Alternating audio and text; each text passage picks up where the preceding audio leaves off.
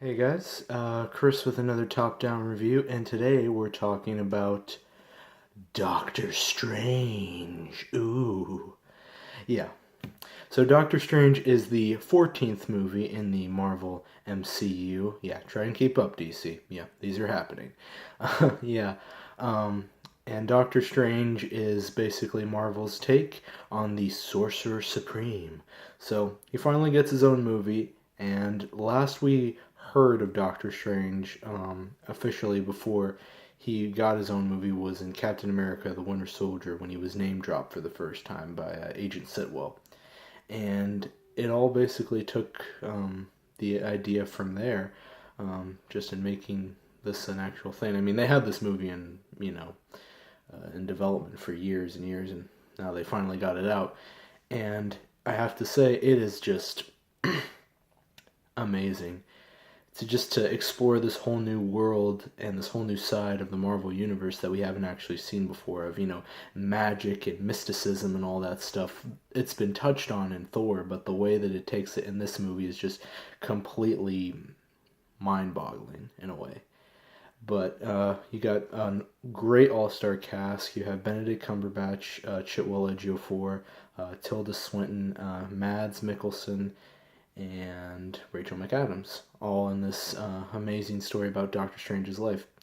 And what I thought was interesting was that I'm glad they went with the origin story of Doctor Strange and didn't just stick him in there and just be like, oh yeah, well here's Doctor Strange. I mean, it's important because not a lot of people I think know or are familiar with his story. He kind of starts out as a pretty arrogant guy. I know he's just like, oh yeah, I'm the best surgeon out there. Look at my hands.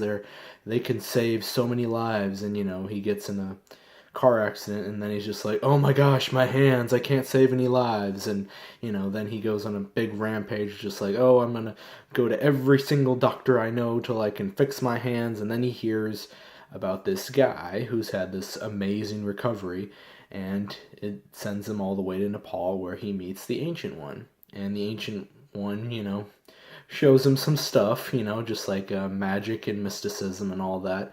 And it's that begins Doctor Strange's journey. So, obviously, Benedict Cumberbatch's Doctor Strange was amazing. He really embodied Doctor Strange more than I thought he would. He was a great choice by far. What I thought was interesting was that he went with an American accent, even though I had sort of an idea that Doctor Strange was not British, but the way that they approached it with an American accent, I think, was good.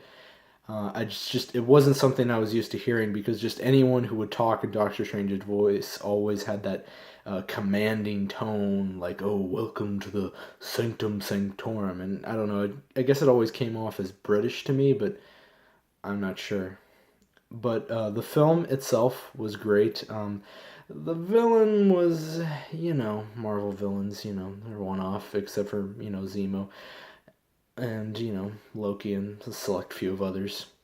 But besides that, the movie was great. I was surprised that they had actually Dormammu in the movie. It was sort of like a little cameo, I guess you could say. I mean, the fact when they introduced it, because the other thing they introduced in this movie was the fifth Infinity Stone, the Time Stone, and the way they introduced him was just a constant battle between Doctor Strange and Dormammu, just going back in time, just like I have a bargain for you, Dormammu. Please leave Earth alone. And Dormammu's just like, no, die. And it's just like infinite amounts of Doctor Strange's like trying to bargain with Dormammu until Dormammu finally gives in. Is just like, okay, fine, yep, all right, Earth is off my radar at the moment. I guess Thanos can have it. But we know that definitely the Eye of Agamotto is definitely the fifth Infinity Stone now, which leaves the last stone, which is the Soul Stone, and I will have to talk more about that in a Doctor Strange Predicts video. But other than that, the movie was a solid, I would think, 9 out of 10. I mean, it really knocked it out of the park for me. I mean, it told a great origin story. It was really fast paced. Like, he was a doctor, then he had his hands lost, then the next thing you know, he's looking for answers, and then he's Doctor Strange, sort of like that. And it was a little fast paced, but I mean, in the way that Thor, I guess, sort of was, but It was a great movie, I think. I mean, it doesn't stand out as my favorite Marvel movie, but it was decent enough that it stands on its own very well. And I think it's worth seeing just on that. But this whole world that they've opened up is going to be interesting.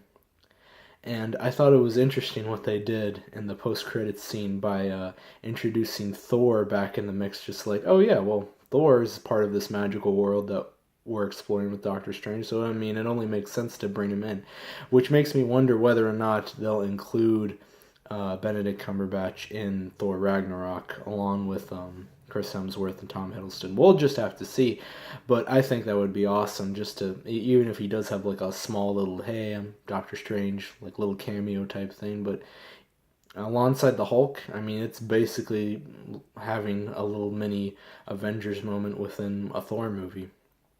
And it'll be great to see him again, definitely until we get to Infinity War. And just seeing those interactions with all those characters, especially when he will meet Iron Man and the Guardians and everything, will be definitely interesting to see. But let me know what you guys thought about Doctor Strange. Do you think this was a good move for Marvel, introducing this character now and introducing this whole world of mysticism and everything? Because what I think usually, and what I think now, is that Doctor Strange is definitely going to play a big role in the MCU going forward, because then you have this whole world that they've introduced. Also with the Infinity Stone, which is definitely going to be important for Infinity War.